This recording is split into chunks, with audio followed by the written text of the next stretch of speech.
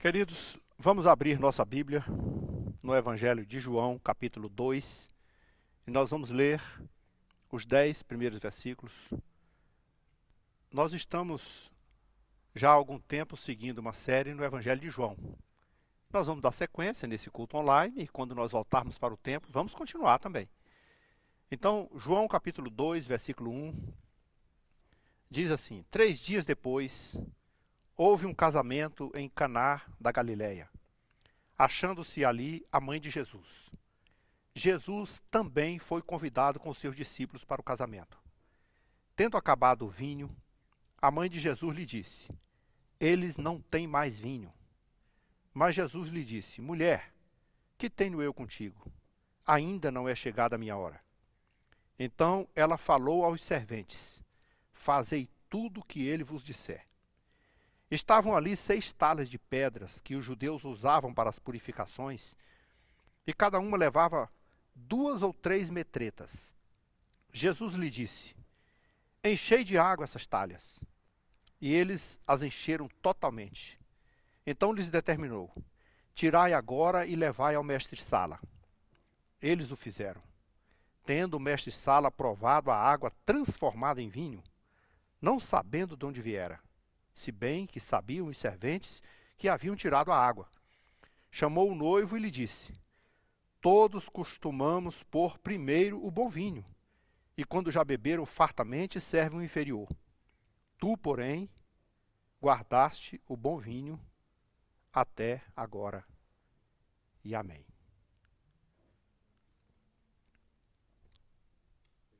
Não, vamos continuar. Eu já oro e já continua. Senhor amado, te agradecemos mais uma vez pela tua palavra e nós rogamos que o Senhor abra o nosso coração e o nosso entendimento, porque nós queremos compreender o que o Senhor nos diz e queremos guardar para a edificação das nossas vidas. Encontre um lugar no nosso coração por meio dessa palavra e nos encoraje, nos fortaleça. No nome de Jesus nós pedimos isso. Amém. Meus irmãos, todos sabemos que Jesus iniciou o seu ministério na semana passada, ou na última vez que nós falamos sobre o Evangelho de João, ainda no capítulo 1, nós encontramos Jesus começando a formação dos seus discípulos. Isso significa que ele não tinha feito nenhum milagre, mas já tinha alguns discípulos, então o seu ministério de fato já estava na ativa. Jesus foi convidado então para a festa de casamento junto com seus discípulos, a família de Jesus, a mãe de Jesus estava lá, e foi um episódio muito interessante porque foi nesse lugar onde Jesus realizou publicamente o seu primeiro milagre. E nós queremos tirar algumas lições daqui. Que lições queremos tirar? Todos nós passamos por adversidade. Mas Davi escreveu num dos seus salmos dizendo assim: fui moço e agora estou velho, mas nunca vi um justo desamparado. Então eu quero trazer uma reflexão para vocês aqui, baseado nesse texto, de que o Senhor Deus, a quem nós servimos, Ele é fiel para nos amparar, para nos proteger, para nos guardar em qualquer momento da nossa vida. E eu sei que, em consequência agora desses acontecimentos do mundo todo, por conta desse vírus que tem dizimado muita gente, eu quero talvez refletir com os irmãos dizendo assim: muitas pessoas estão pensando, meu Deus, como vai ser? Nós vamos ter o que comer, nós vamos passar por dificuldades, o Senhor vai suprir, o Senhor vai deixar a gente morrer, como é que vai ser? Davi escreveu dizendo que o Senhor nunca desamparou o justo. Ele estava falando isso na sua velhice. Ele disse: eu não vi em toda a minha vida isso acontecer. E eu quero então aproveitar esse momento aqui e dizer assim: meus irmãos, nós só precisamos depositar nossa fé em Deus e nunca temer que o Senhor vai nos abençoar na hora certa. E por onde vamos então levar esse caminho? Primeira coisa que eu quero que os irmãos entendam, e eu vou seguir essa sequência aqui para os irmãos poderem entender. A primeira lição que nós vamos receber hoje é o seguinte: nós precisamos estar certo de que a adversidade, irmãos, é para todos. O sol é para todos, a chuva é para todos, as coisas boas, o orvalho é para todos, mas a adversidade também. Lembre-se, Jesus dizia assim, nós estamos no mundo, e no mundo, tudo que acontecer no mundo atinge a todos, inclusive os servos de Deus. Então essa é uma lição que nós precisamos ter para nós. Segunda lição que nós vamos ver, ter Cristo perto de nós é a melhor solução na hora da crise. Você poder dizer assim, eu estou com dificuldade, tenho um problema, mas Cristo está perto de mim. Eu convidei, Ele está na minha casa. Se eu tiver qualquer dificuldade, seja ela de enfermidade, seja ela de escassez de alimento, seja o que acontecer, eu sei que posso chamá-lo e vou ser abençoado. Então, ter Cristo perto de você, na sua vida, é o melhor acontecimento, é a melhor coisa que você pode ter na hora da crise. E em terceiro lugar, ainda veremos uma coisa. É preciso estar pronto para obedecê-lo. Porque não obedecer a Cristo é como não tomar a receita passada pelo médico. Ele vai dizer o que você tem que fazer. E nós vamos obedecer para poder receber as bênçãos dele. Então, se nós seguirmos esses 3 passos, ou seja, estamos certos que a adversidade vem para nós, mas sabemos que Cristo está conosco, está no nosso lar, na nossa vida, e nós estamos dispostos a obedecer todas as suas ordens, nós podemos descansar em paz, porque por qualquer adversidade, por qualquer crise, haveremos de triunfar. Então veja o que aconteceu nesse episódio. Esse casal que convidou Jesus para a festa de casamento, era só um recém-casado, estava fazendo a sua festa de comemoração pelo seu casamento. Mas geralmente quando eu olho para essas coisas, e vocês sabem que a festa do judeu era uma festa mais longa, né? Não era um casamento como os nossos casamentos que a gente faz aqui num dia, de 8 da noite e 23 horas já está todo mundo em casa. Ou 0 hora, né? Mas esse casamento do judeu era uma festa de uma semana, passava 7 dias. Então você imagina o que são 7 dias de uma multidão de gente na sua casa, comendo, bebendo, dormindo e participando daqueles eventos. E, claro, a família tem que ter muitos recursos, né, para que essas coisas não venham a faltar no meio do caminho. Eu costumo comparar isso não só com a festa de casamento, mas com a vida toda, com a jornada que uma família leva ao longo de anos a fio. Então o que acontece? No meio de toda a jornada de vida, em toda a caminhada, todas as famílias, até mesmo as famílias mais ricas, também passam por suas aflições. Chega um momento da vida que você procura uma coisa e não tem. Ou não tem recurso para alimentação, ou não tem alegria, ou não tem paz interior, ou não tem graça, e você, por alguma razão, está infeliz, porque sente falta de alguma coisa. Algumas pessoas pensam que só a necessidade de alimento resolve tudo. Mas e a necessidade de paz? E aquelas famílias que não têm mais amor? E aquelas famílias que não têm mais afinidades? E aquelas famílias que não têm mais paz dentro de casa? Que a casa virou uma guerra, um ambiente inapropriado para a convivência.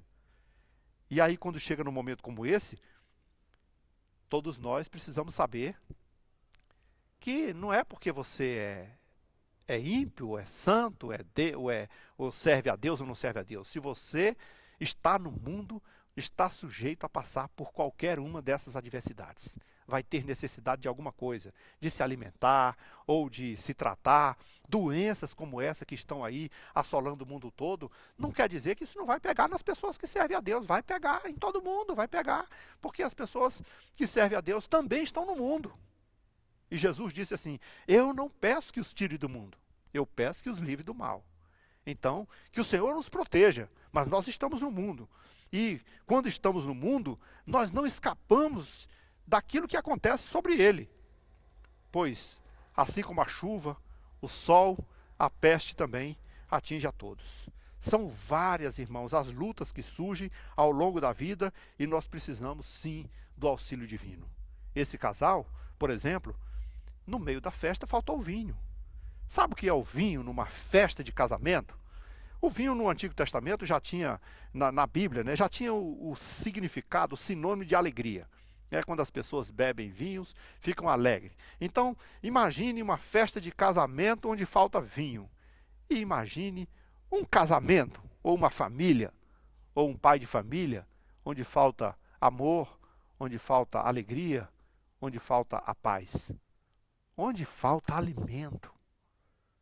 Que solução são essas que nós vamos encontrar? Todos nós estamos sujeitos a isso.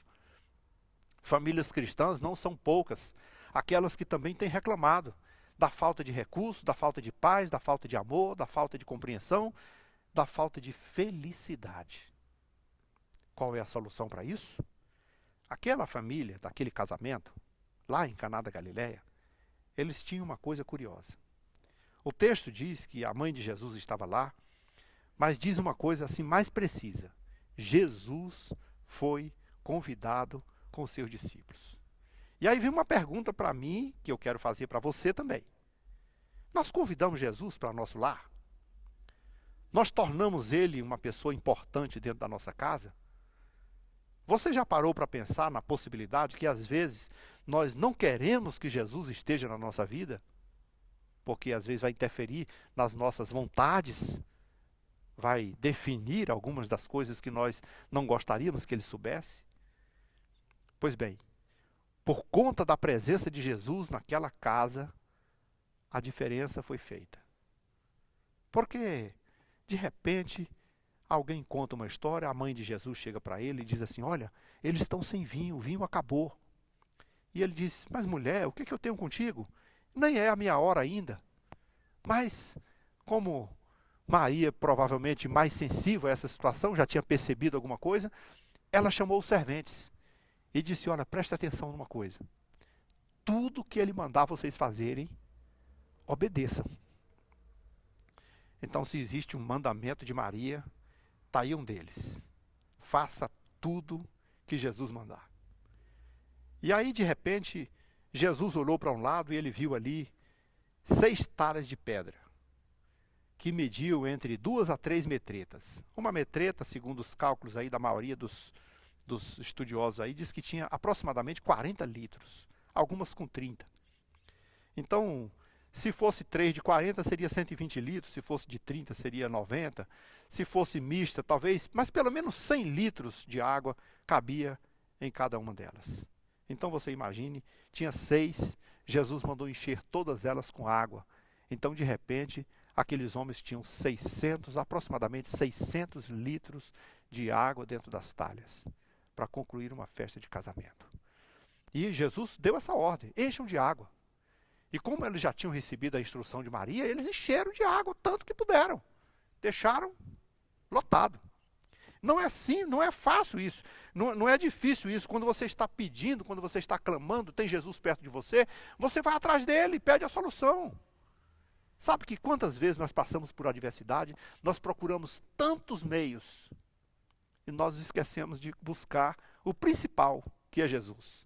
Agora, por exemplo, diante dessa crise, nós observamos gente desesperada, vão ao médico, vão às farmácias, tem gente acumulando alimento, tem gente acumulando álcool gel, tem gente acumulando tudo que pode, comprando dezenas de máscaras e fazendo um estoque que vai dar para usar aí durante uma dezena de anos, se brincar.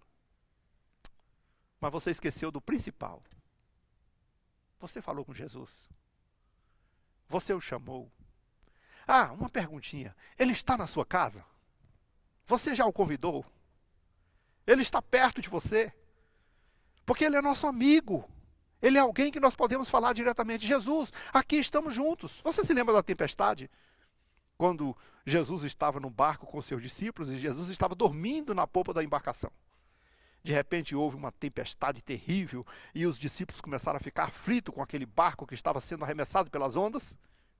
Mas de repente um deles foi lá em Jesus, que estava dormindo, e acordou e disse, mestre, socorro, nós estamos morrendo. E foi tão simples.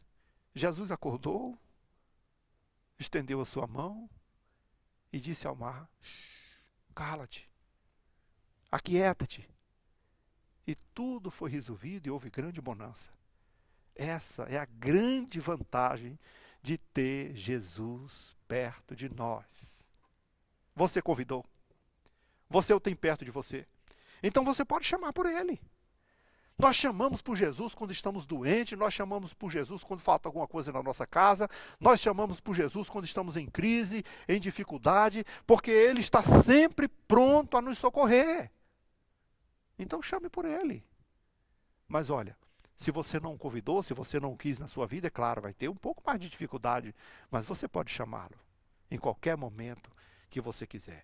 Este é um princípio importante, fazer de Cristo o Senhor da sua casa, porque Ele está sempre presente, mas é Ele que toma as direções, é Ele que dirige as coisas, é Ele que fala, é Ele que dá a palavra final. Quando você põe Jesus dentro da sua casa, a palavra final é a dele. Então deixa eu dizer uma coisa, você está com medo? Fala com Ele, peça ajuda para Ele. Agora, quando você for pedir ajuda para Ele, Ele vai te dar algumas instruções, Ele vai te dar algumas ordens. E eu vou fazer aqui uma comparação com essa ordem que foi dada aqui. Você imagina a situação daqueles serventes. Eles não conheciam bem a Jesus ainda.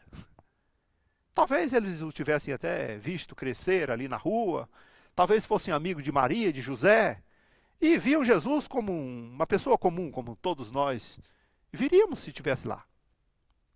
Aí de repente Jesus dá uma ordem aos serventes: encham de água essas talhas. E eles carregam em torno de 600 litros de água e enchem as talhas todas e está tudo cheio. E essa é uma água, diga-se de passagem, água para lavar as mãos. Eu vou dizer aqui, vou me arriscar a dizer que provavelmente não fosse água potável. Aquelas talhas eram usadas para a purificação das mãos. Os judeus lavavam as mãos antes de entrar no templo, antes de fazer suas refeições.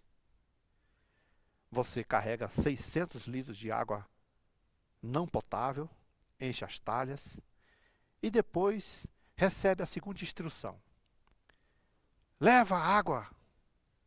Vou fazer uma comparação.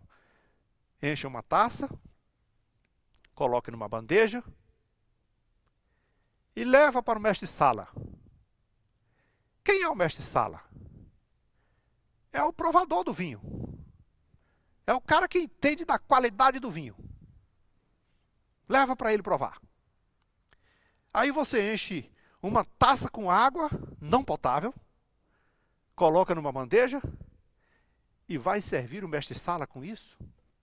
Não parece uma ordem meio corajosa de ser cumprida? Jesus às vezes nos dá umas ordens assim, que você fica assim: será que isso vai funcionar? Eu vou pagar mico, eu vou passar vergonha, o que vai acontecer comigo? Mas os serventes obedeceram. Eles obedeceram e foram até lá e levaram a água. E o mestre-sala provou a água. Só que quando ele provou, estava transformado em vinho. E o vinho era bom. Era muito bom. Ele não sabia que era água. Os serventes sabiam que tinham pego água. E todos estavam pasmos agora, porque eles estão bebendo um vinho muito bom. A ponto de o mestre-sala dizer: não é possível. No final da festa, todo mundo só serve o vinho bom no começo da festa. No final, quando todo mundo já está meio alegre ou já está quase embriagado, serve qualquer coisa que serve. Mas você guardou essa relíquia, você guardou essa coisa boa para o final. Ora, isso é impressionante. Eu quero chamar a sua atenção para uma coisa. Se você tem passado por alguma adversidade, alguma crise, algum problema na sua família, na sua casa, na sua vida pessoal, no seu trabalho, na sua saúde, e você foi atrás de Jesus e pediu para Ele: Senhor, estou aqui e peço tua ajuda. O que eu faço? E aí de repente o Senhor te dá uma dessas ordens absurdas que você diz assim: mas Senhor, isso não vai dar certo. E você não está sendo autorizado a fazer esse questionamento. Você está sendo autorizado a obedecer. É semelhante a uma pessoa que vai ao médico e o médico lhe passa uma receita e você chega lá na receita e esse remédio é isso, é aquilo, e você não vai dizer assim: não, esse remédio acho que não vai funcionar, não vou tomar. Aí você não pode dizer que o médico não é bom. Você vai tomar o remédio que o médico passou. Jesus nos dá ordens para ser obedecida.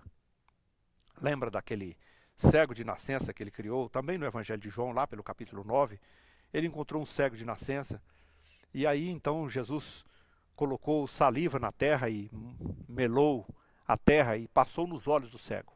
E já tem aí uma coisa muito absurda. Coisa absurda é que o olho não gosta de terra. Mas Jesus curou o cego com terra nos olhos. E ainda molhado com saliva. Aí Jesus disse assim, agora tu vai lavar os teus olhos lá no tanque de Siloé. Pô, ele podia lavar aqui perto, tem uma bacia com água bem aqui. Não, vai lá no tanque de Siloé. Irmãos, obedecer é um princípio básico da fé. Aquele cego teve que dar algumas bengaladas, pedir alguma ajuda. Onde é que está o tanque? Onde é que eu vou? Lavou no tanque de Siloé e voltou vendo. A obediência é o segredo. Obedecer a Deus é o segredo da sua vitória, é o segredo do seu sucesso. E é isso que Jesus está dizendo para você fazer, e são essas as coisas que você precisa fazer para alcançar a vitória. Todas as adversidades, queridos, elas alcançam a humanidade que está na terra. Não importa em que igreja você congrega. Mas importa sim, se você tem Cristo na sua vida, perto de você e pode contar com Ele. Importa sim, se você está disposto, pronto a obedecer às suas instruções e seguir as suas ordens. Importa sim. Porque aquele homem conseguiu transformar o final da sua festa numa qualidade ainda melhor.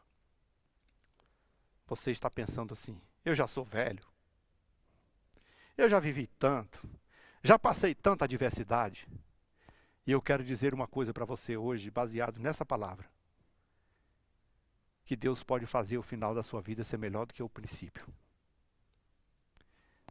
Deus pode fazer você viver melhor, porque a melhor maneira de viver é com Cristo ao seu lado. Então obedeça, siga as ordens que Ele está dando. E está cada vez mais óbvio, mais claro,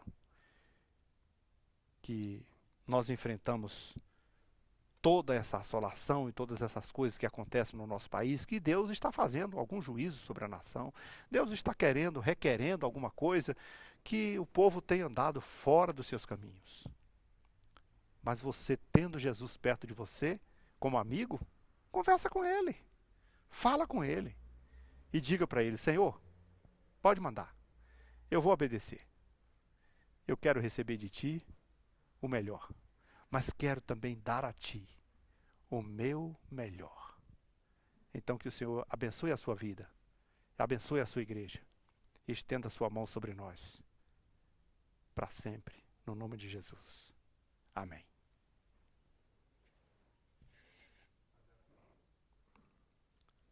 Agora, aí mesmo onde você está, na sua casa, nós vamos orar para encerrar, daqui a pouco, né? Ainda vai ter um louvor e depois a bênção apostólica, você pode continuar aí no culto, mas nesse momento eu quero orar junto com você. São muitas pessoas que querem oração. Talvez você esteja enfermo e queira oração para Deus curar a sua enfermidade. Talvez você esteja passando por alguma privação, alguma dificuldade, e você queira a ajuda de Deus para resolver esse problema. Você quer falar com Jesus para sanar essa dificuldade. E nós vamos orar juntos. Você pode aí mesmo, na sua cadeira, no seu sofá, baixar a sua cabeça. Se você quiser ficar de joelho, pode ficar de joelho. E se você quiser entregar a sua vida para Jesus, entregue a sua vida para Jesus. Se você ainda não é crente ou está desviado, você pode chegar aí, levantar a sua mão e confessar a Cristo como Senhor da sua vida. E depois você procura aí, fala aí nos comentários aí do site aí, faz nos comentários aí, e depois deixa seu contato, nós vamos achar você e vamos trazer você para a igreja e vamos te ajudar e abençoar a sua vida ainda mais. Mas confie no Senhor. Coloque Ele bem pertinho de você agora, para você poder contar com Ele. Amado Senhor, olha aí o teu povo. Em todas as suas casas, em todas as cidades desse Brasil, por onde a DGO está estabelecida, tem pessoas aí orando junto conosco. Tem pessoas ajoelhadas, tem pessoas que cantaram junto conosco. E pode ter alguém aí entregando sua vida para Jesus ou se reconciliando hoje. Pai, nós queremos pedir que a tua bênção caia sobre eles. Que o Senhor abençoe a sua cesta. Que o Senhor abençoe a saúde de cada um deles. Que o Senhor abençoe as necessidades, dê da tua provisão, da tua paz, que o Senhor proporcione a felicidade em seus lares, em suas relações pessoais, que o Senhor os faça prosperar nos seus trabalhos. Contempla com a tua graça. Seja qual for os pedidos que estejam sendo feitos agora, Senhor, mostra que o Senhor é o nosso Deus e está pronto a nos atender. Estamos aqui para seguir tuas instruções, andar na tua presença, fazer aquilo que te apraz, te obedecer. Por isso, nós pedimos isto, pedimos esta bênção, pedimos a graça sobre todos, no nome de teu Filho Jesus. Amém.